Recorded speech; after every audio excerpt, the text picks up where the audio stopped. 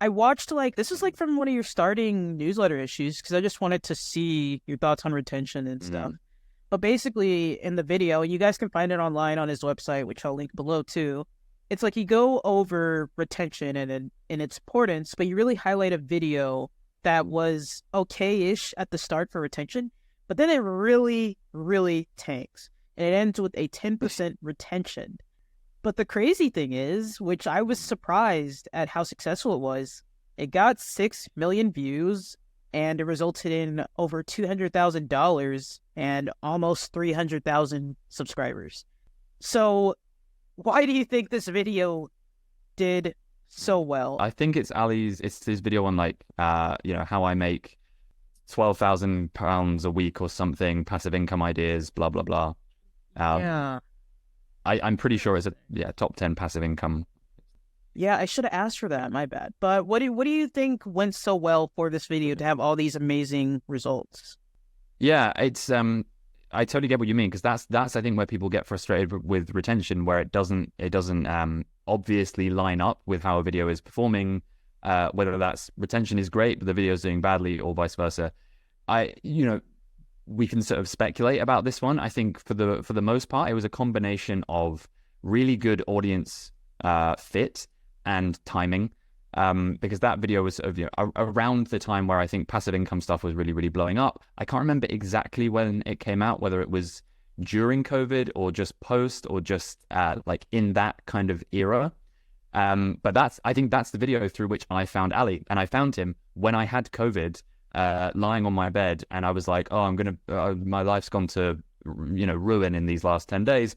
But when I get out of this, I'm going to be the most productive person ever, and I'm going to start a business, and I'm going to blah, blah, blah. So I think there's an element of that timing as well. But then, like, that's it, because of the fact that the video has started to like do really, really well. As we said earlier in the video, naturally that often means retention is gonna dip because it's being served to more cold members of the audience. But that being said, that graph is really, really spiky. And I said earlier that that's the kind of thing to try and pay attention to, because when it's indicating that people are skipping ahead, or, whatever it is. And so to me, the way I see it, and Ali's videos are not unique here in this, but even though he's a huge creator, that video did really, really well.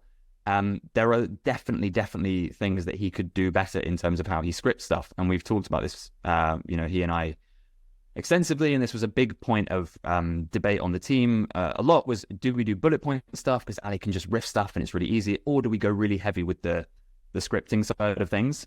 And I think, had there been a bit more scripting, and I couldn't give any specific suggestions on this one because I can't remember it well enough, but there was always stuff that Ali could have done better if he had scripted stuff and spent more time thinking about, okay, how do I not go on a tangent about this thing or that thing? How can I say this more concisely? How can I set something up in a really exciting, provocative way to make people stick around?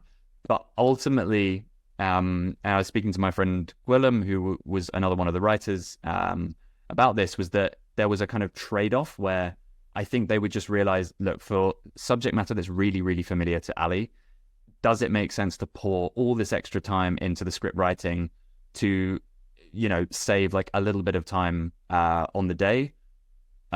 Or do we just let Ali do his thing because he's experienced on camera, he knows this topic well, and it's a really good fit for his audience, and we know it's going to do well? Maybe it could do like 5% better in terms of retention if we script it, but is it worth the time input, basically?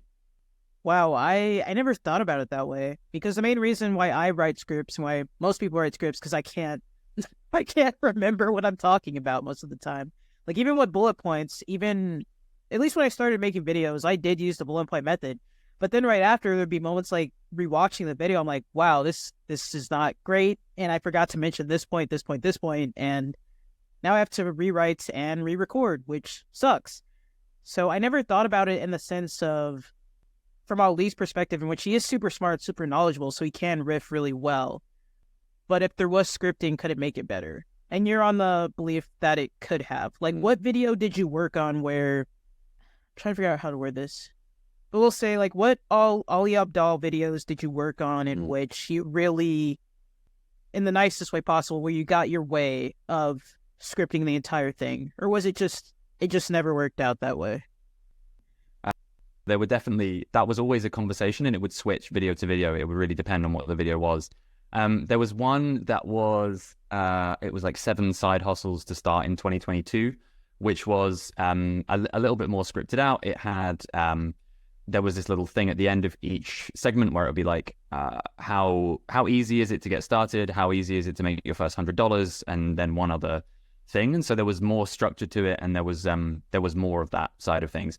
But it was still, he was still riffing for a lot of it, even if you would write stuff. He's just naturally, he's good off the cuff, and so that would happen quite naturally. But honestly, like I said earlier in the interview, I didn't have the interview. How serious, how formal.